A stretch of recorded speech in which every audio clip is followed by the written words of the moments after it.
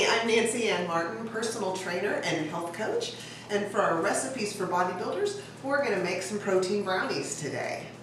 And before we get started, I'm going to make sure my rack is in the middle of the oven, and I'm going to preheat it to 350 degrees. Okay, so I'm going to rinse and drain my black beans. Oops, before I cook them, I'm using low sodium black beans here.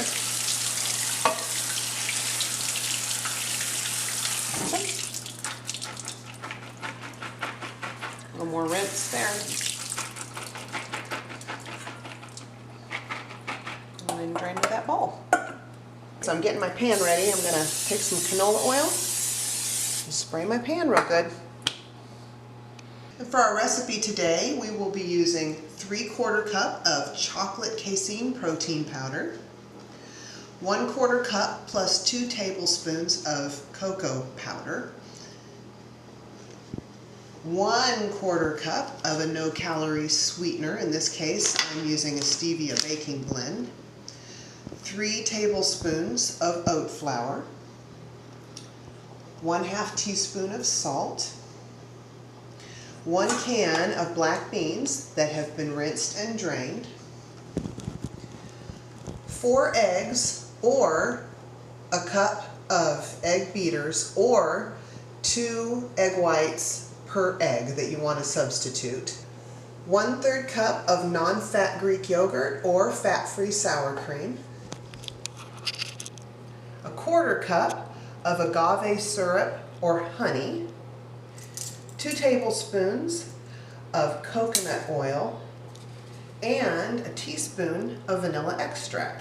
Okay, today we are going to make a recipe that it seems like a lot of people who are in the bodybuilding industry have, and that's a recipe for protein brownies. So many of them that I've tried have had less than satisfying results, and it seems like a lot tastes more like cake than brownies. So I kind of went back to the drawing board, took a look at what it was that made brownies taste like a brownie, and I observed that in the real fudgy brownies, there's 3 things that are in common. Number 1, there is an ample amount of fat. Number 2, there's kind of a short amount of flour, and there is no leavening. So I took an old recipe from a long time ago that used black beans. I started with that, and I developed what I think is a pretty good recipe. Now, I know that often I talk about being able to eat this with your family.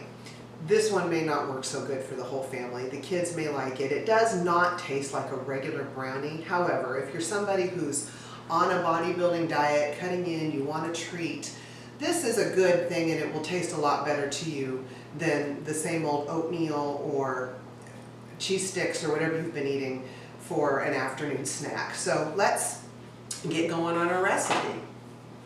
Okay, so we're going to start off mixing our dry ingredients. And that's going to be our protein powder. Now you want to, when you're baking, you want to go with a primarily casein protein powder.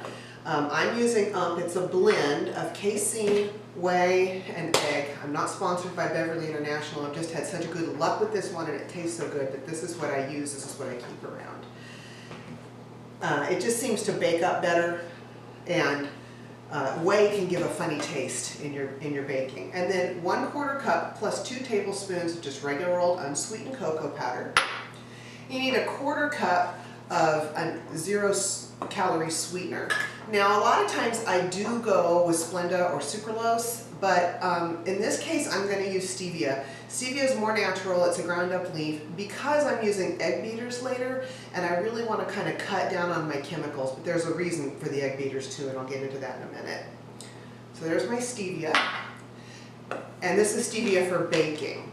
It kind of works a little bit better with the heat in the oven. 3 tablespoons of oat flour, and 1/2 teaspoon of salt. Don't forget your salt. Now normally I preach about make sure you've got leavening in there. In this case with the brownies, again, we don't want leavening. We want it to not rise and kind of have a thicker texture.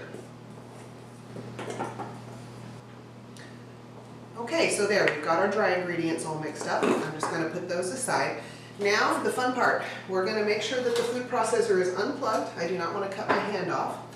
And we're going to mix in, put our black beans in there, Everybody looks at you like you're crazy. If you don't have a food processor, that's okay. You can just use a regular old blender. Now, you can use 4 eggs, which I've done with great success, or a full cup of an egg substitute. I'm using egg beaters. Or for each egg, you can substitute 2 whites. So you could do 2 whites and 3 whole eggs, or 4 whites and 2 whole eggs. However, I do want to point out that egg whites are what you use in things like angel food cake, which are very light and airy. So you're going to get away from that thick brownie texture if you go with the egg whites. Now, I'm conceding this is not natural. I've never claimed to be a clean eating purist. But I'm trying to cut back on fat right now. And at 4 to 6 grams of fat per egg, and this making only 8 servings, I feel like it's worth it to put the egg beaters in there. And I'm just putting all my wet ingredients in here. So I've got my 3rd cup of non-fat Greek yogurt. This again is going to add some of that density to the recipe.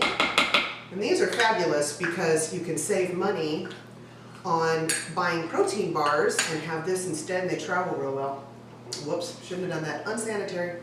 And then a 1/4 cup of agave syrup or honey. I'm using agave because I have more of that right now. And 2 tablespoons or one very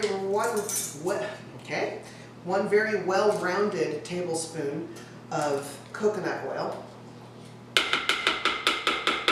we go. And a teaspoon of vanilla. I'm going to put my lid on. I'll plug it in, and I'm going to process it until it's very smooth. Alright, so I've got this so it's pretty much completely smooth. You don't want any chunks. I'm going to run my spatula in there, make sure I've got everything smooth.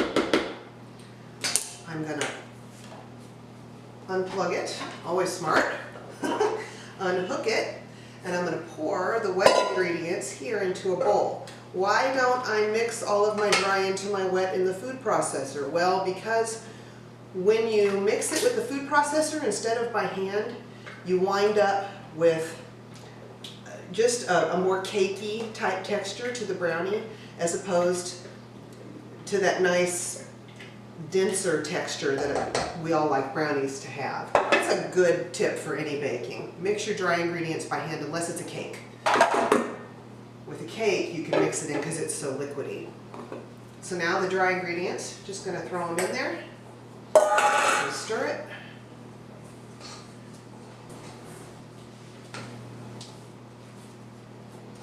Alright, so we're getting to the end of our stirring here. As you can see, this is pretty thick.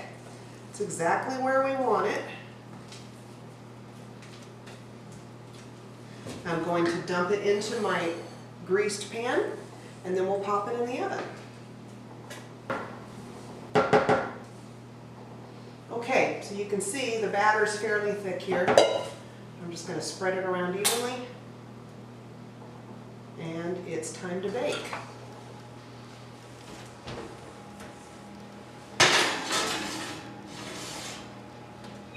And we'll set our timer for 30 minutes.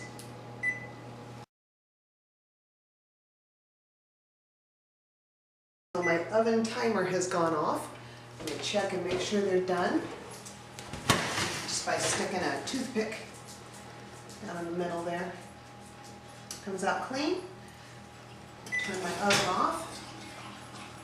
Put them up here on a rack and let them cool. When these are cool, I will cut them into 8 even pieces and store them in the refrigerator. Storing them in the refrigerator not only helps them to stay good longer since there's no preservatives in them, but it also gives a nice, good fudgy flavor. It just improves the taste and texture of them.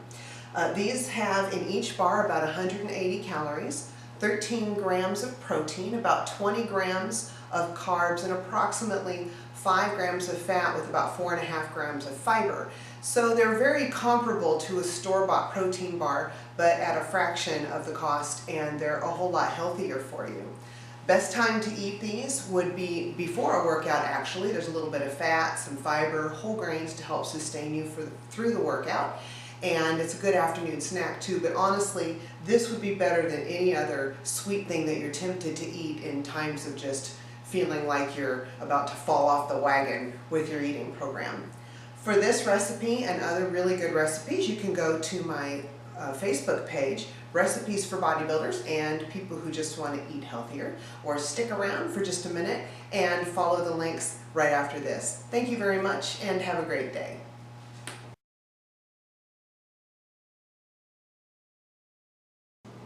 Hi, I'm Nancy, and I don't know.